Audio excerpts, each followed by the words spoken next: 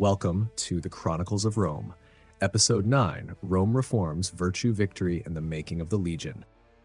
In the year following the sack of Rome in 390 BCE, the city stood battered but defiant. Its temples had been desecrated, its walls breached, its people traumatized. And yet, amid the ashes of humiliation, Rome did what Rome always seemed to do. It adapted.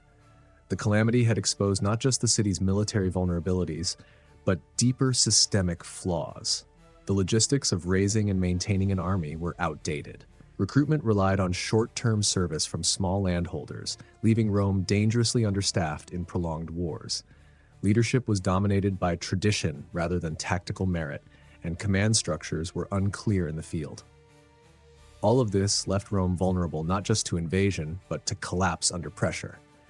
Its army was outdated, its command structure rigid, its society ill-prepared for sustained warfare against mobile, tribal enemies. If the Republic was to survive, it would need to become something new, something sharper, more flexible, more enduring. This is the story of how Rome reshaped its army and its ideals, of how the Republic turned from fear to innovation, from fragility to endurance, and of how in the rocky hills of central Italy, a new kind of soldier and a new kind of virtue began to take shape. Before the Gallic invasion, Rome's military was modeled on the Greek hoplite phalanx, a dense, rectangular formation of citizen soldiers carrying large shields and spears. It worked well on open terrain where mass and cohesion were decisive. But the central Italian landscape was not the plains of Marathon or Thermopylae. It was rugged, broken, and mountainous. During early campaigns, especially against tribal foes like the Volsci or Aequi, the limitations of the phalanx became apparent. Roman lines became disjointed on uneven terrain. Units struggled to maneuver or respond independently. Mobility was sacrificed for formation. Then came the Samnites. By the early 4th century BCE, Rome's expansion southward brought it into contact and conflict with the Samnite peoples of the Apennines. These were fierce, decentralized hill warriors who did not fight in static lines, but in fluid bands. They attacked from high ground, disappeared into ravines, and fought with a tenacity the Roman phalanx could not match. Rome needed a new approach. One account tells of a Roman force ambushed in the mountain passes, unable to deploy in formation, its phalanx wedged between rock walls and driven apart by swift Samnite attacks. In such terrain, rigidity was death. Rome needed mobility, initiative, and innovation. The answer came not all at once, but over years of trial and bloody error. Though these reforms did not arrive overnight, the pressures of the Samnite Wars over the coming decades would turn Rome's evolving military ideas into hardened doctrine. The Samnite Wars, a series of conflicts spanning over 4 decades, became a crucible of military experimentation. Out of this came the Manipular Legion. The army itself was organized into 3 main lines. Hastati, the youngest and poorest soldiers, lightly armed but often the first to engage. Principes, more experienced men with better equipment, forming the second line. Triarii, the veterans placed in reserve. If they were called into action, it meant the battle was near its end. The phrase, "it has come to the Triarii," became a Roman saying evoking a situation of last resort. This 3-tiered system was not just tactical, it reflected a social logic. As Rome professionalized its legions, it also refined its command hierarchy. The role of the military tribune became more formalized. Young aristocrats served as officers under consular generals. These tribunes were part of a broader effort to standardize rank, enforce discipline, and create a clearer chain of command, laying early groundwork for the legion's legendary cohesion. Rome's army remained citizen-based, and military service was still tied to property and class. The maniple system allowed men of different wealth and age to fight in roles suited to their station. It worked. The Manipular Legion proved resilient, adaptive, and capable of independent action. In later decades, Rome also introduced velites, light infantry skirmishers armed with javelins and small shields, who added mobility and harassment tactics to the battlefield mix, further strengthening the legion's flexibility. It could fight in mountains and valleys, in open fields and dense woods, and it would become the core of Roman military supremacy for the next 2 centuries.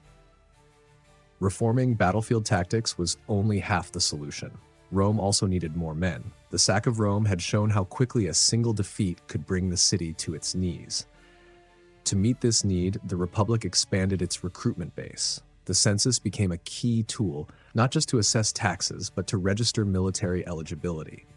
Every 5 years, Roman citizens were classified by wealth, age, and property, allowing the state to organize its manpower with ruthless efficiency. Rome's allies, particularly those in the Latin League, were drawn into this system. Allied communities contributed troops who served alongside Roman legions, often commanded by Roman officers. While they did not have equal say in Roman politics, their shared blood in battle began to forge a collective identity. Over time, this cooperation created both a military advantage and a political challenge, one that would shape the Republic's future struggles for citizenship and inclusion. This structure mirrored the political order itself. Military service translated into voting power within the comitia centuriata, further intertwining war and citizenship. They supplied troops, were granted limited privileges, and in time became a kind of manpower reservoir for the Roman war machine. The result was a state that could sustain long campaigns. While enemies fielded armies seasonally or in times of emergency, Rome began to operate year-round with reserves to draw on and systems to replace losses. This expansion of manpower was not just logistical, it was ideological.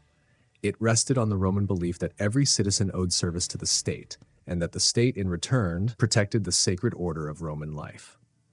In the midst of these military changes, Rome looked backward to find its moral compass, and there, in its own early history, it found a story that would be told and retold across the ages, the tale of Lucius Quinctius Cincinnatus. According to legend, in 458 BCE, Rome was threatened by a neighboring tribe, the Equi. The Senate, desperate, appointed a dictator. A special magistrate granted supreme power in moments of crisis. They chose Lucius Quinctius Cincinnatus, a former consul who had retired to a small farm across the Tiber.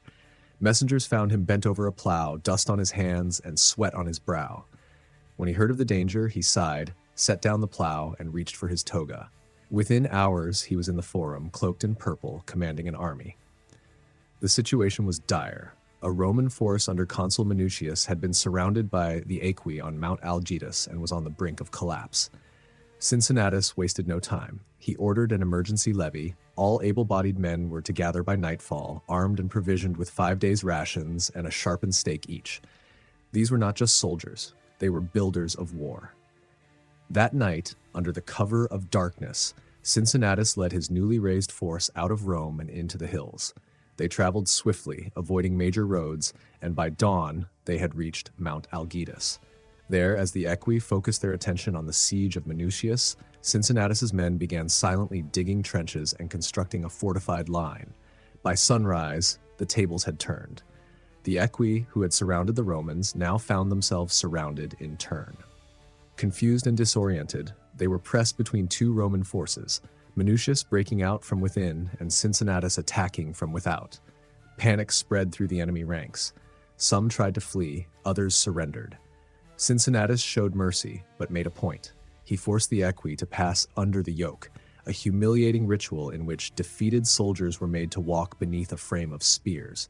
It was a clear message. Rome might bend, but it would never break. He led the Roman army home in triumph, and then he resigned.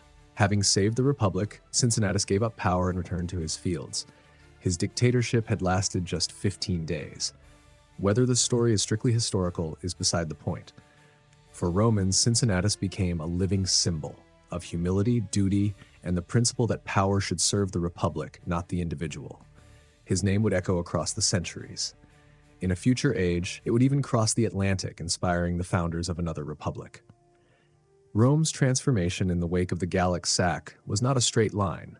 It was a jagged path full of setbacks, revolts, and internal strife. But a pattern had begun to emerge. Fear had forced innovation. Defeat had produced discipline. The Republic had learned to bind military service, civic duty, and social structure into a single system. Its army reflected its values and reinforced them. Every legion was not just a fighting force, but a school of Roman identity. Religious rituals accompanied each campaign. Augury and auspices were taken before major decisions.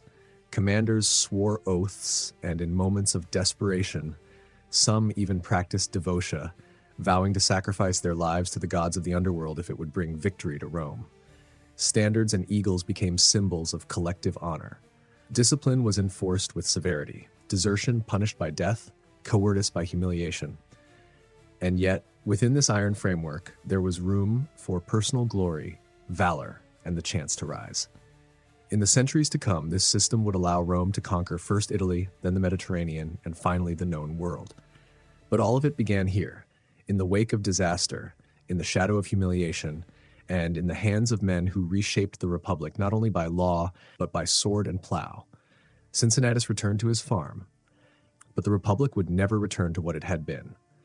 But remember this, the sword may have saved the city, but it was the plow that preserved the soul of the Republic. In the story of Cincinnatus, Rome found more than a general. It found its moral north. And in the Manipular Legion, it forged a weapon that would outlast kingdoms and kings. Because Rome learned that strength without discipline is chaos, and that true power is measured not by conquest, but by restraint. This has been the Chronicles of Rome. Join us next time as we follow the legions south into the hills of Campania. There, Rome will answer a call for help from the wealthy city of Capua, entering a conflict that will become the First Samnite War. What begins as a mission of aid will turn into a struggle for influence, testing the strength of Rome's new military system and the reach of its rising ambition.